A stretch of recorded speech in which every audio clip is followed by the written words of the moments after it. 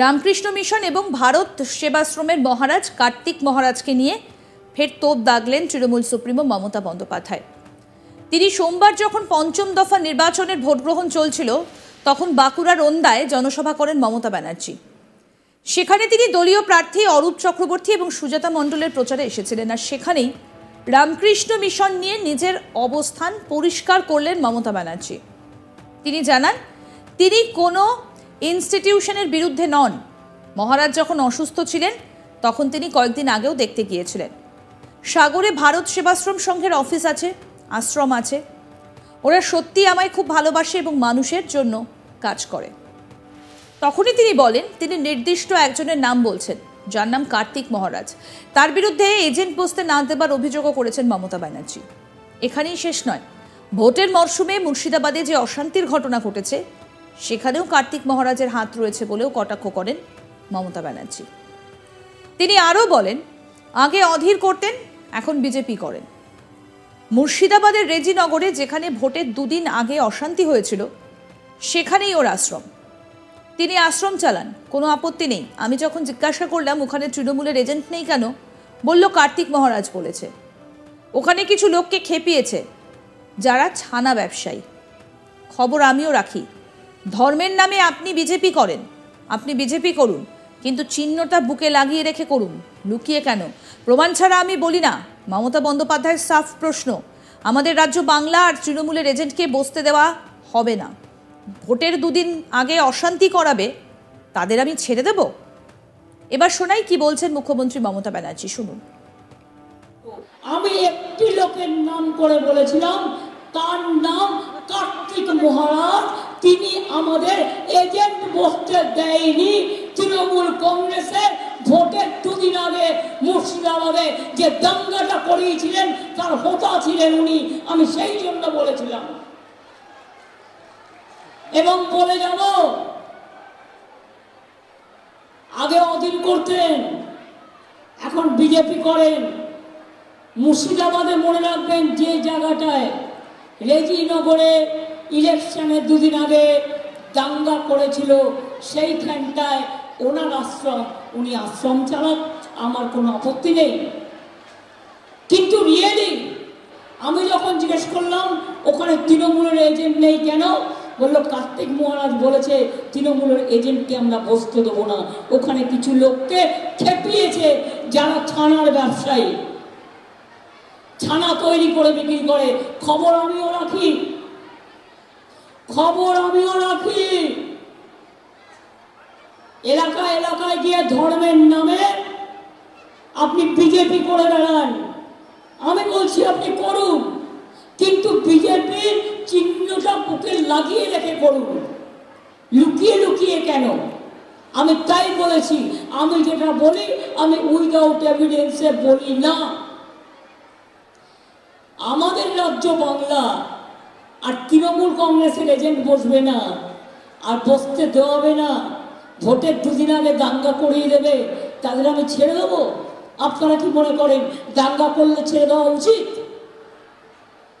মন্দির ভাঙলে ছেড়ে দেওয়া উচিত না? মসজিদ ভাঙলে ছেড়ে দেওয়া উচিত না? জাহের থান ভাঙলে ছেড়ে দেওয়া উচিত না? বাজি থান ভাঙলে ছেড়ে দেওয়া উচিত?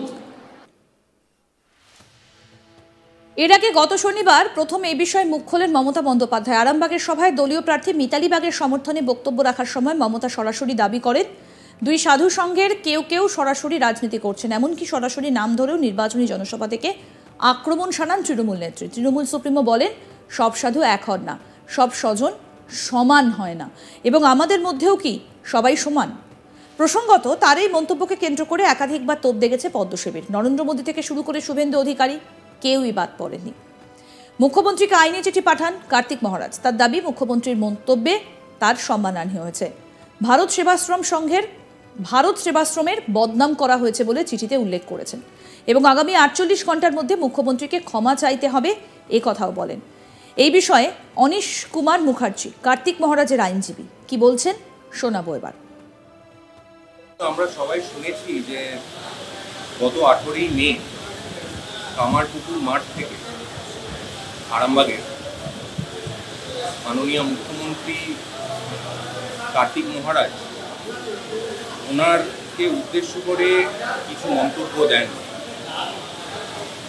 কার্তিক মহারাজের যখন এই ভিডিওটা তার বিভিন্ন ভক্তরা যারা থ্রু আউট ইন্ডিয়াতে রয়েছেন তারা যখন তাকে এই ব্যাপারে কিছু প্রশ্ন করেন বা এই ব্যাপারে কোনো আলোকপাত করতে বলেন, স্বাভাবিকভাবে তিনি খুবই লজ্জায় পড়ে যান। তারপরে তিনি দেখেন যে মাননীয় মুখ্যমন্ত্রী মমতা বন্দ্যোপাধ্যায়ের যে ফেসবুক পেজ রয়েছে সেখানে একটি লাইভ ভিডিও রয়েছে যার লিঙ্ক আমরা অলরেডি নোটিশে দিয়েছি। সেখানে তিনি বলছেন যে শ্রদ্ধেয় কার্তিক মহারাজের নাকি রাজনীতির সঙ্গে ডাইরেক্ট যোগসন্ধান রয়েছে এবং তিনি নাকি বলেছেন যে তৃণমূলের কোনো এজেন্টকে তিনি বসতে দেবেন। আমি জানি না এবং এই কথার কি বৈধতা রয়েছে, কারণ কার্তিক মহারাজ আমরা জানি যে একজন খুবই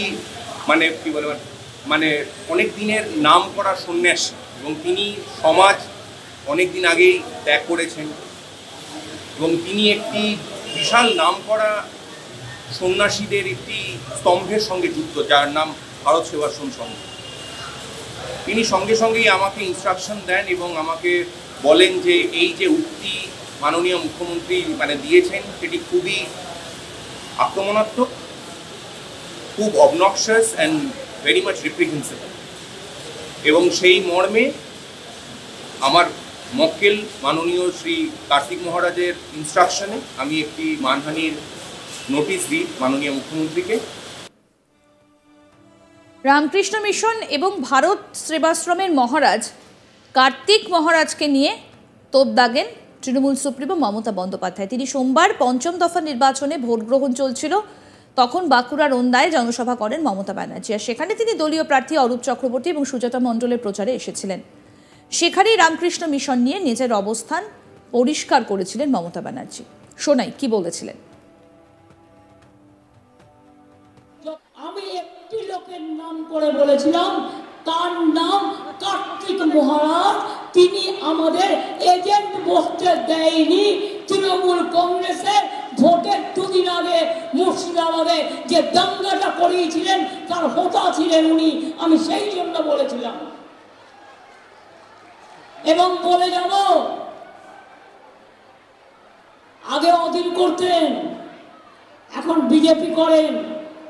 মুর্শিদাবাদে মনে রাখবেন যে জায়গাটায় রেজিনগরে ইলেকশনের দুদিন আগে দাঙ্গা করেছিল সেইখানটায় ওনার আশ্রম। দেখতে থাকুন আজ তাক বাংলার ইউটিউব চ্যানেল, সাবস্ক্রাইব করুন।